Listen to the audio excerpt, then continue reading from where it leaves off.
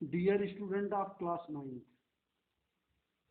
आज हम आप लोगों को सिविक्स का चैप्टर 2 का पार्ट 4 पढ़ाने चल रहे हैं। चैप्टर है वर्किंग ऑफ इंस्टीट्यूशंस। तो इसके पहले आप लोगों को 3 पार्ट तक हमने पढ़ा दिया है। आज 4th में हम आपको पॉइंट शुरू करते हैं, द प्रेसिडेंट। प्रेसिडेंट मीन्स आप जानते ही होंगे, प्रेसिडेंट राष्ट्रपति। The president as the head of the state is the first citizen of the country, the highest political executive. राष्ट्रपति किसी भी देश का पहला नागरिक, प्रमुख नागरिक या मुखिया के रूप में पहला नागरिक होता है जो राजनैतिक प्रशासनिक रूप में जो सबसे सर्वोच्च पद पर आसीन होता है। But as India is a parliamentary democracy, the head of the state has only nominal powers. लेकिन भारत जैसे संसदीय लोकतांत्रिक देश में किसी भी देश का जो राष्ट्रपति होता है वो नाम मात्र का मुखिया होता है। नाम मात्र के पास उसके कहने के लिए केवल अधिकार होते हैं। The president of India is not as powerful as the president of USA. Bharat का राष्ट्रपति यूनाइटेड स्टेट ऑफ अमेरिका के राष्ट्रपति की तरह शक्तिशाली नहीं होता है। There is a very elaborate and complex system set up by the constitution for the election of a parliament of a president। राष्ट्रपति के चुनाव के लिए संविधान द्वारा एक बहुत ही व्यापक और जटिल प्रणाली बनाई गई है। President is elected by N electoral college which consist of, माने राष्ट्रपति का चुनाव जो होता है वो निर्वाचक संघों द्वारा होता है या निर्वाचक संघ के द्वारा राष्ट्रपति चुना जाता है, जिसके अंतर्गत elected members of both houses of parliament called the MPs of Lok Sabha and the Rajya Sabha. उस निर्वाचक संघ के अंतर्गत पार्लियामेंट के या संसद के दोनों सदनों के चुने गए सदस्य, जिन्हें हम लोकसभा का एमपी या राज्य लोकसभा तथा राज्यसभा के एमपीज के नाम से पुकारते हैं। All the elected members of legislative assemblies of the states which includes the national assemblies of the union territories MLAs, तथा वैधानिक या विधानसभा के सभी चुने गए सदस्य जो होते हैं वो भी राष्ट्रीय सदन में आकर के, यानी एमएलए जो होते हैं वो भी इनका चुनाव करते हैं। माने कि एमपीज एमएलएज ये दोनों सदनों के सभी सदस्य चुनाव में भाग लेते हैं। The votes of MPs and MLAs have different values depending on how many people they represent। MP और एमएलए के मत जो होते हैं वो अलग अलग मान्यता रखते हैं, अलग अलग कीमत रखते हैं। वो इस पर डिपेंड करता है कि कितने लोगों ने इसमें अपनी प्रस्तुति रखी। Their votes are counted through a complicated system called single transferable vote system। उनके मतदान जो होते हैं वो बहुत ही जटिल प्रणाली के द्वारा गिने जाते हैं, किए जाते हैं, जिन्हें हम एक ही हस्तांतरणीय मतदान प्रणाली भी कहते हैं। This system makes the president represent the entire nation.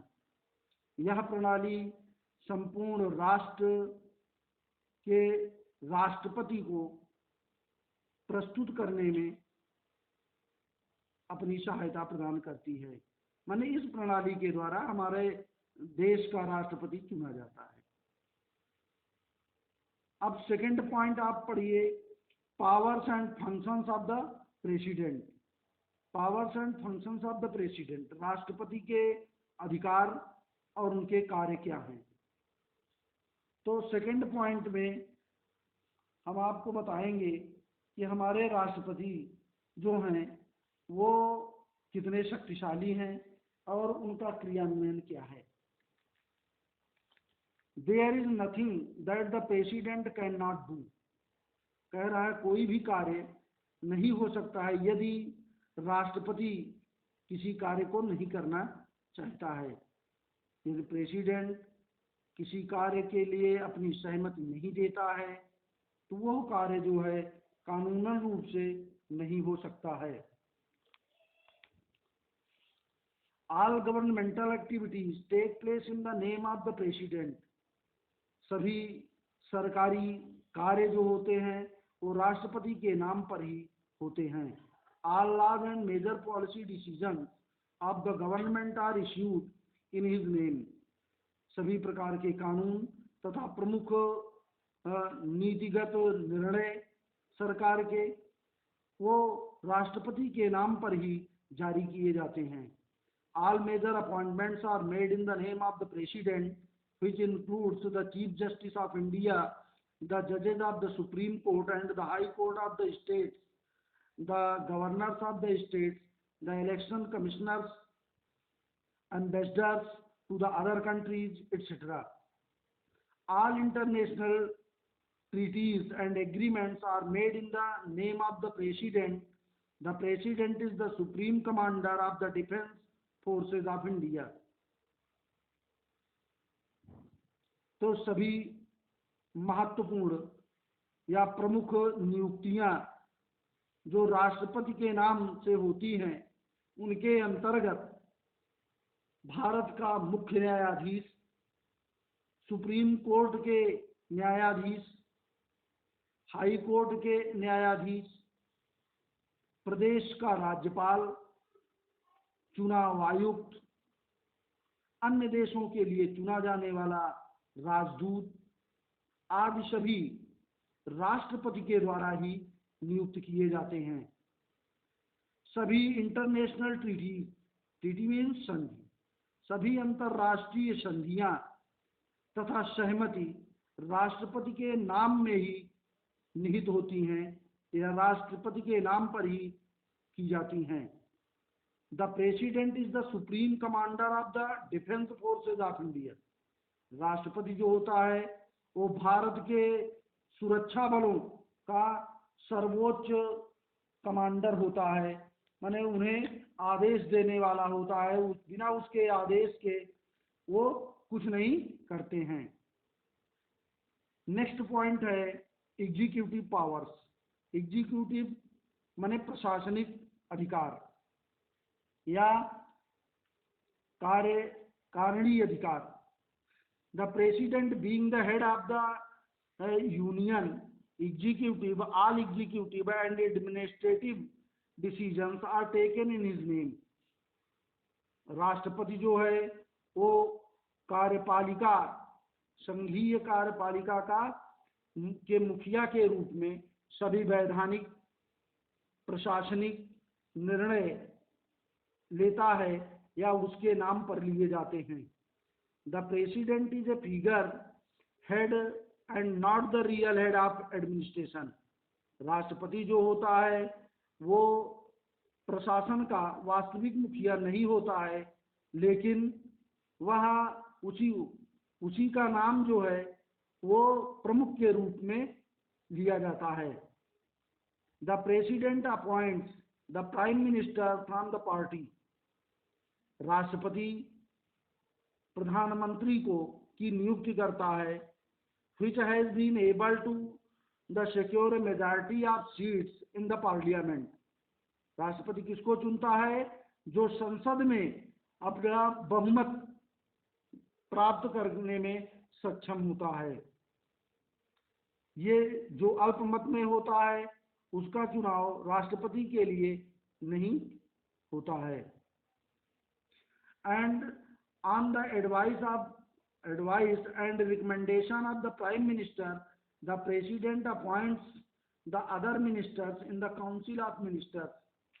माने प्रधानमंत्री के सलाह पर या उसकी सिफारिश पर राष्ट्रपति माने मंत्रियों के मंत्रिपरिषद में अन्य मंत्रियों का चुनाव करता है, उनकी नियुक्ति करती है। But the president exercises all these powers only on the advice of the council of ministers. लेकिन राष्ट्रपति ये सभी अधिकार मंत्रिपरिषद के सलाह पर ही केवल करता है। Similarly, a bill passed by the parliament becomes a law only after the president gives assent to it। इसी प्रकार से कोई भी बिल संसद के द्वारा जब कानूनी रूप देने के लिए पास किया जाता है तो वह तभी केवल कानूनी रूप में लागू होता है जब राष्ट्रपति उस पर अपनी सहमति प्रदान करता है। When a party or coalition of parties secures a clear majority in the elections, the president has to appoint the leader of the majority party or the coalition that enjoys the majority in the Lok Sabha।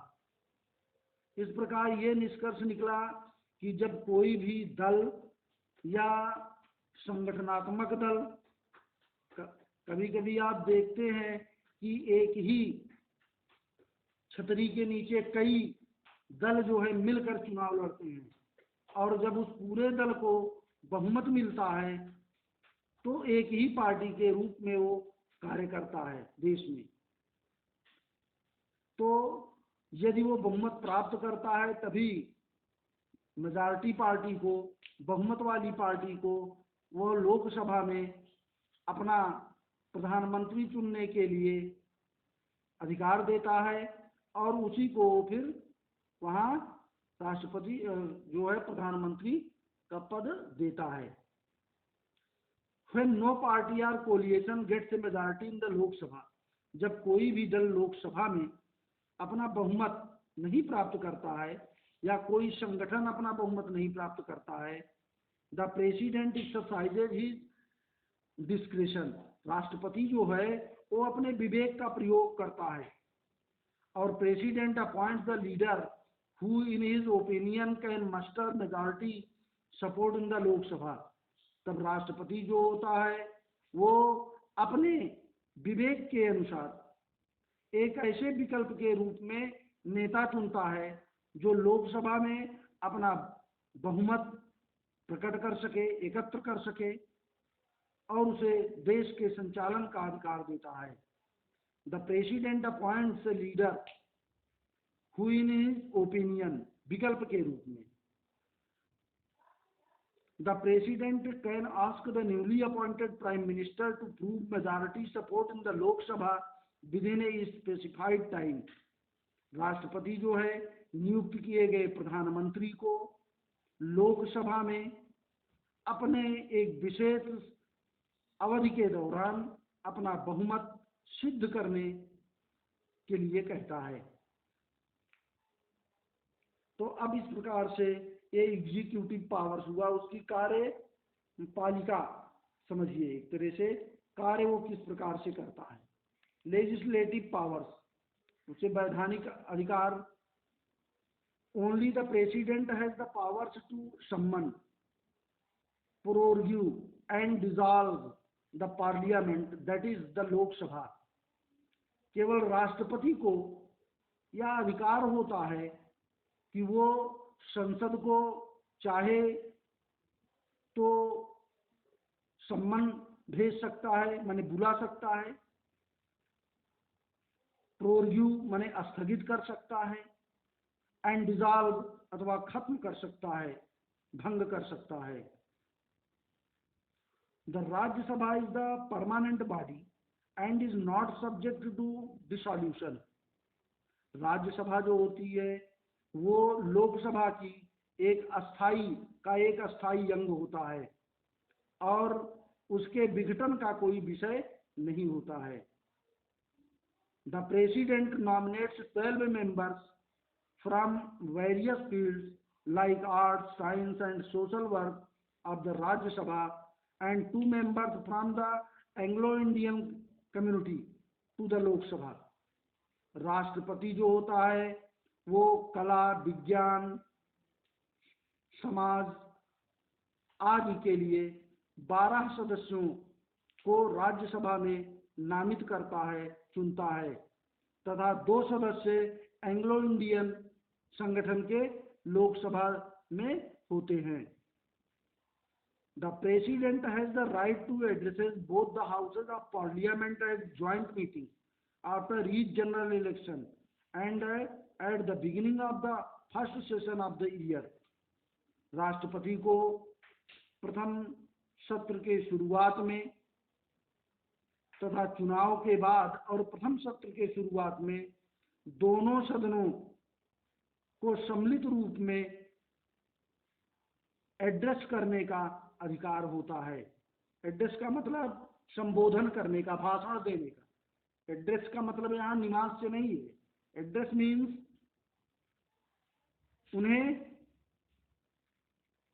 उन्हें भाषण देने का, उद्बोधन करने का अधिकार होता है।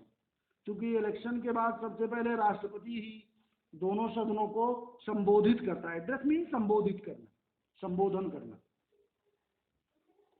इंग्लिश बोलना तो आसान है लेकिन उसका हिंदी बोलना जो है थोड़ा कठिन, उपयुक्त शब्दों का प्रयोग थोड़ा जटिल होता है। The president has the right, the bill becomes a law only upon getting assent from the president. कोई भी बिल जो होता है वो कानूनी रूप में तभी लागू होता है जब राष्ट्रपति की सहमति प्राप्त होती है। ही में रिफ्यूज असेंट, वह जो है उनकी सहमति को मना भी कर सकता है, डिसमिस कर सकता है। रिफ्यूज मैंने अस्वीकार करना, अस्वीकार कर सकता है। And send it back to the parliament for reconsideration, और उसे पुनः संसद में इस पर विचार करने के लिए वापस भेज सकता है। The president has the power to promulgate the ordinances which have the same force and effect as any act of parliament. राष्ट्रपति के पास संसद के एक्ट ऑफ पार्लियामेंट, संसद के किसी भी क्रियाकलाप को पर दबाव बनाने तथा उसे प्रभावशाली बनाने के लिए कोई भी अध्यादेश या नियम को लागू करने का अधिकार होता है। तो इस प्रकार से ये सारे अधिकार जो हैं वो राष्ट्रपति के हैं। जैसा कि आपने पढ़ा कि यूएसए की तरह अपने यहाँ भारत देश का जो राष्ट्रपति होता है, कहने के लिए कि नाम के लिए उसके पास सारे अधिकार, सर्वोच्च अधिकार हैं, बट वो तो पार्लियामेंट के एडवाइस पे ही ज़्यादातर काम करता है। यही एक विडंबना है हमारे देश के राष्ट्रपति के लिए। Bill passed by the legislature of the state में reserved by the governor of the state for the president's consideration. राज्य सभा द्वारा यदि कोई भी कानून पारित होता है तो वो गवर्नर के पास भेजा जाता है और गवर्नर जो है उसे राष्ट्रपति के पास विचारार्थ भेजता है, तब फिर वो लागू होता है। नेक्स्ट पॉइंट आप देखिए, इसके बाद है जुडिशियल पावर्स। जुडिशियल माने न्यायिक अधिकार। न्याय प्रणाली में क्या हस्तक्षेप या अपना आदेश राष्ट्रपति कर सकता है। The president has the power to grant reprieves, remissions और पार्डन्स फॉर एनी पनिशमेंट। राष्ट्रपति किसी भी दंड के लिए उसे क्षमा कर सकता है, उसमें कमी कर सकता है, या उस दंड को का स्थगन आदेश भी दे सकता है। मान लीजिए किसी को आजीवन कारावास हुआ है किसी मैटर में, मुकदमे में, अगर वो राष्ट्रपति के पास गुहार लगाता है, राष्ट्रपति के पास याचिका अपनी दायर करता है कि हमें हमारे ऊपर दया की जाए, यदि राष्ट्रपति के विवेक में आता है तो वो आजीवन कारावास को कम कर सकता है, उसे 10 साल के लिए सजा बोल सकता है, तो उसको सुप्रीम कोर्ट मान लेगा, तो उसे पूरी तरह से क्षमा भी कर सकता। कभी कभी होता क्या है, किसी को फांसी की सजा दे दी जाती है तो वो राष्ट्रपति के पास अपनी याचिका दायर करता है, और यदि संवेदनशीलता के अंतर्गत अगर उसकी समझ में आया तो वो उस दंड में जो आजीवन का माने मृत्यु दंड दिया गया है उसको आजीवन कारावास के रूप में परिवर्तित कर सकता है, या आजीवन कारावास के साथ साथ कुछ आर्थिक दंड भी दे सकता है। तो ये सारे अधिकार जुडिशियल पावर में भी राष्ट्रपति के पास होते हैं। He can do so only in cases where laws of union have been violated. ऐसा वो तभी करता है जब कहीं पर कानूनी संघ द्वारा वो नियमों में दूषित पाया जाता है। वेयर द सेंटेंस और पनिशमेंट इज बाय कोर्ट मार्टियल, जब सामरिक न्यायालय द्वारा ऐसा कोई दंड दिया जाता है। In cases of capital punishment death sentence, माने मृत्यु दंड का जब ऐसा कोई दंड होता है, पनिशमेंट होता है, कैपिटल पनिशमेंट का मतलब डेथ सेंटेंस माने मृत्यु दंड जैसे सजा में, तब वहां पर वो ऐसी घटनाओं में कानून में चाहे तो रियायत दे सकता है। नेक्स्ट है फाइनेंशियल पावर्स। तो अब फाइनेंशियल पावर्स हम आपको कल यहाँ से पढ़ाएंगे, तो यहाँ इतना पहले आप लोग रिवीजन कीजिए और इस पर जो मेन पॉइंट्स हैं उनको अंडरलाइन कीजिए, उस पर क्वेश्चन बनाइए। Okay, well done. I met you next day again.